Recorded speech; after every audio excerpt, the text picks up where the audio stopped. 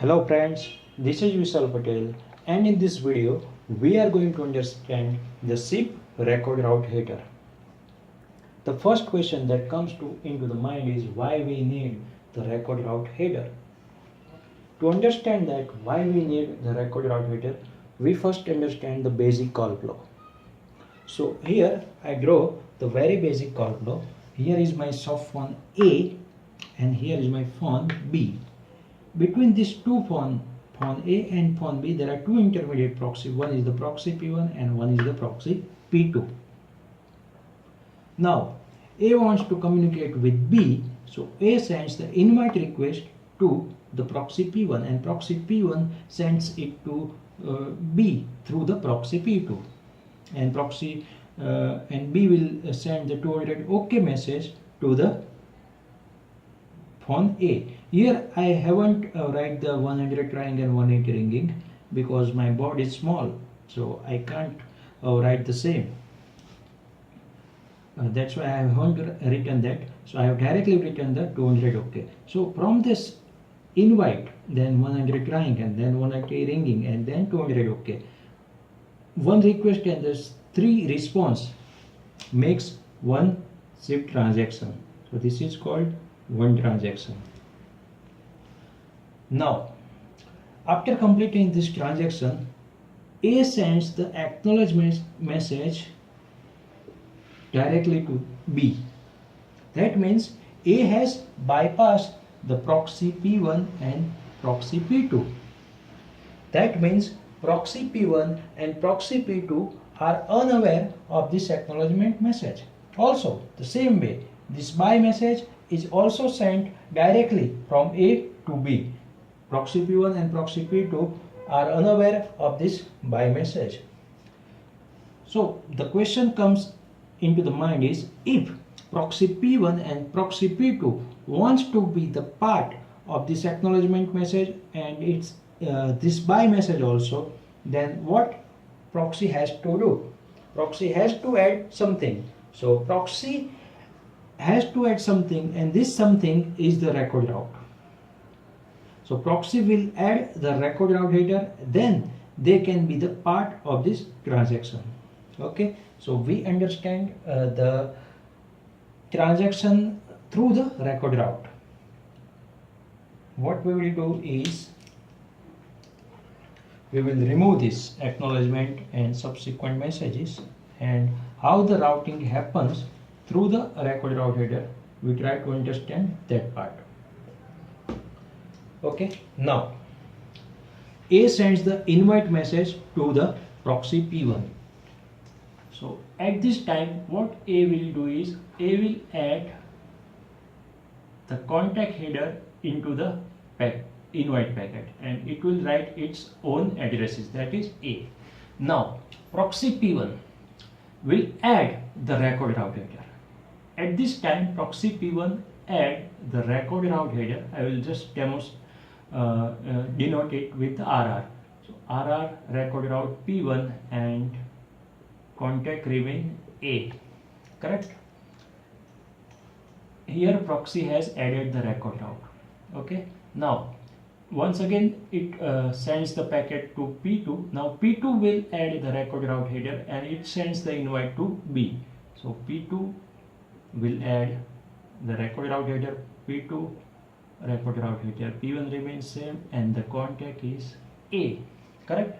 Now B got the 3 messages, 3 headers in one messages, that is record route P2, record route P1 and contact A. And B will send these 3 header information into the 200 OK response, and this 3 information will be shared with A using this 200 response. Means 200 response contains these 3 header. So now A will also got the same things. So A got the record route P2, record route P1 and contact address. Here is the B. Correct?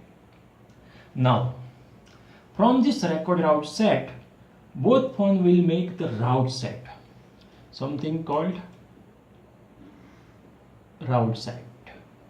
So how the B will make is, B will make the route set same as the record route, means it will just change the name, route P2, route P1, and contact is A, correct?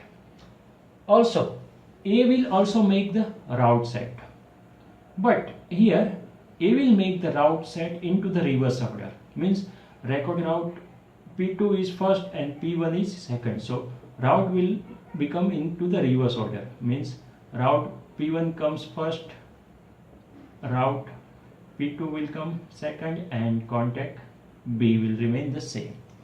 Okay, so both has make the route set using the record route header. Now suppose B wants to send the buy request to the A. So what B will do is, B will use this route set. So and the route set has the higher priority.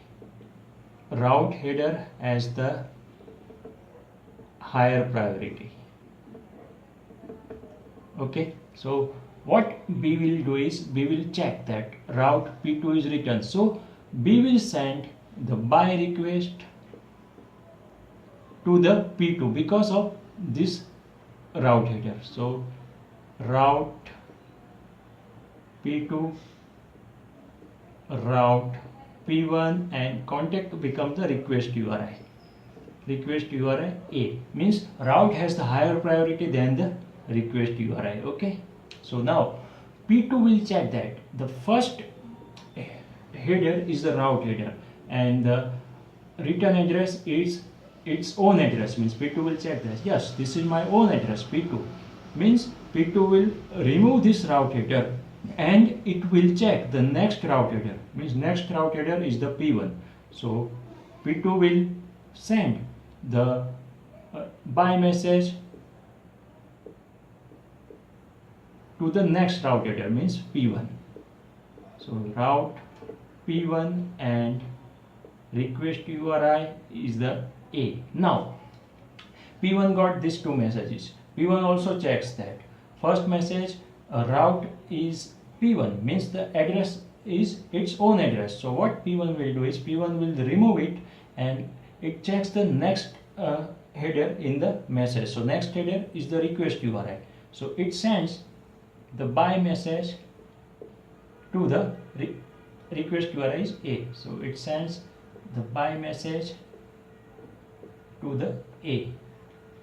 Now we have completed the buy request, means buy request pass through these two intermediate proxy, means now these two intermediate proxy aware of this buy message thanks to this route header.